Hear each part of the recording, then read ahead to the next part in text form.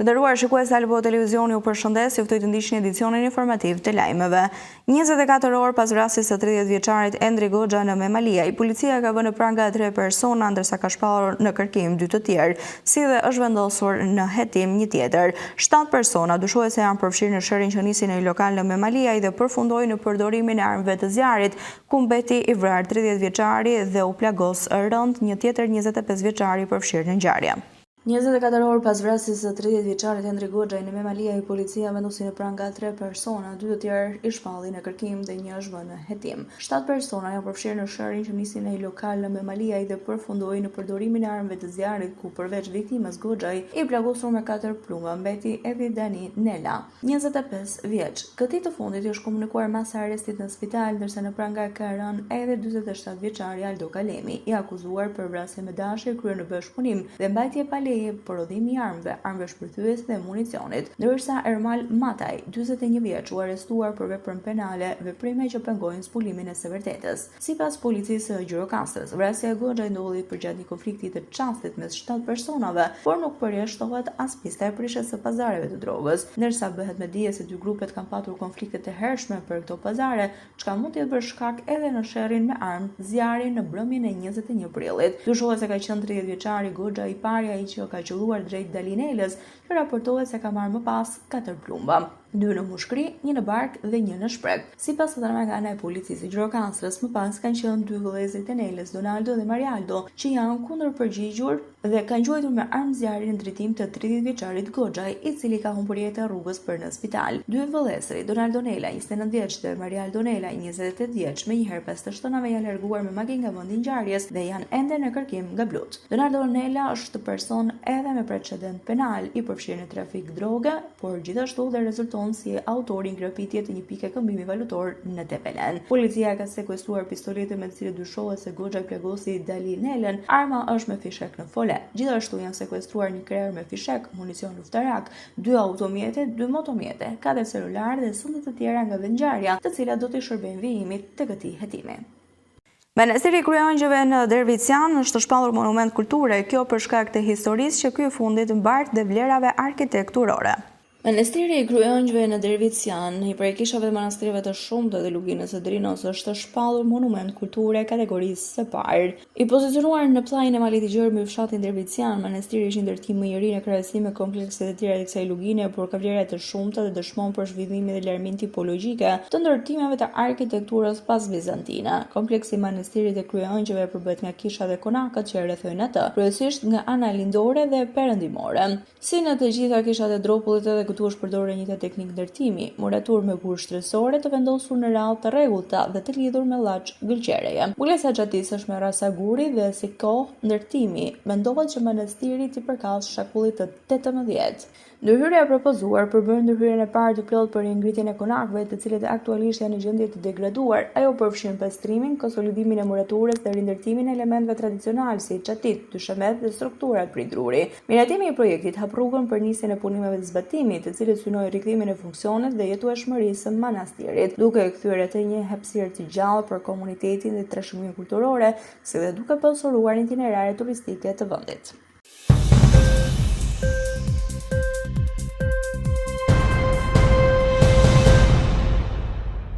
Tregu i produkteve bujësore në vend ka shënuar një luhatje të fortë përgjatë muajit të marsit 2026, me rritje të ndjeshme të çmimeve për disa nga perimet më të konsumuara, pjesë e ushqimeve të shportës. Rritja më e theksuar u regjistruar tek domatet, të cilat u shtrenjtuar me 29% brenda një muaji, duke arritur në 286 lekë për kilogram nga 202.5 lekë në shkurt, referuar çmimeve mesatare të publikuara nga Instituti i Statistikave. Ky është çmimi më i lartë i regjistruar ndonjëherë për këtë produkt, që u kthye në trend muajin e kaluar, pasi disa ditë u tregtua deri në 400 apo 500 lekë. Importi u konsideruar si shkaku kryesor i këtij shtrëngtimi, por shifrat e drejtorisë së doganave tregonin se çmimi i zhdoganimit për këtë produkt ishte 56 lekë nga Greqia, 59 lekë nga Italia dhe 64 lekë nga Turqia. Një trend i ngjashëm shtrëngtimi është vërejtur edhe për specat, çmimi i të cilëve u rrit me 17%, duke kapur nivelin e 313.9 lekëve për kilogram. Rritje e lehtë është regjistruar më pas edhe tek patatet.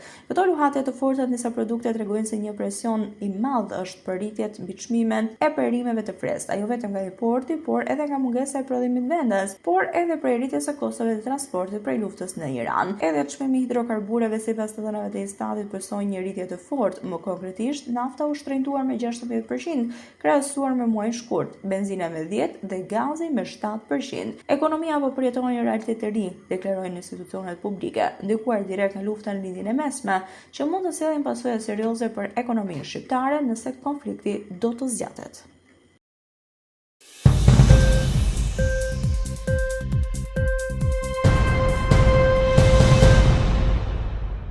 Të dhënat e fundit të publikuara nga Istat tregojnë një rënje të ndjeshme të numrit të lindjeve në Shqipëri, një trend që po vjon prej vitesh dhe që tashmë ka marrë përmasa shqetësuese.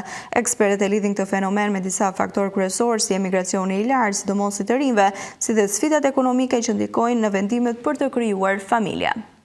Rënja e lindjeve në Shqipëri nuk është më thjesht një statistik, por është një sinjal alarmi për të ardhmen demografike dhe ekonomike të vendit. Sipas të dhënave të publikuara nga Istat, në vitin 2025 në Shqipëri u regjistruan vetëm 21.124 lindje, krahasuar me vitin 90, ku vendi numëronte mbi 82.000 lindje. Kjo përfaqëson një rënje dramatike prej rreth 74%. Një tkurje e tillë nuk është thjesht rezultanti i faktorit të vetëm, por pasojë një zinxhiri problematikash të ndërthurura ndër vite. Në thelb të këtij fenomeni qëndron emigracioni masiv. Qindra mijëra të rinj kalon vendin në kërkim të një jete më të mirë, duke reduktuar ndjeshëm bazën e popullsisë në moshë riprodhuese.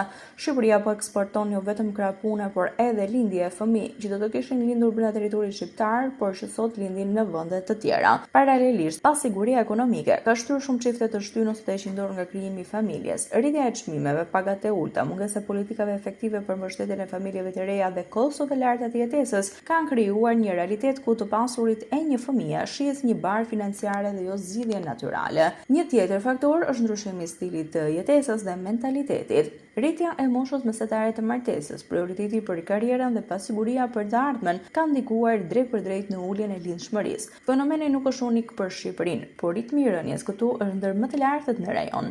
Ekspertët paralajmërojnë se nëse ky trend vijon, vendi rrezikon të përballet me plagë të shpejtë të popullsisë, mungesë të fuqisë punëtore dhe presion të shtuar mbi skemat e pensioneve dhe shërbimet sociale. Një ekonomi me më pak të rinj është një ekonomi me më pak potencial zhvillimi. Në këtë panoramë shqetësuese, pyetja që mbetet është: a ka një strategji reale për të frenuar këtë rënje, apo Shqipëria po ecën drejt një boshatisje të heshtur demografike? Ishte gjithçka e përgatitur për këtë edicion informativ lajmesh. Unë ju falenderoj për vëmendjen tuaj. Bashkë përshëndetemi këtu.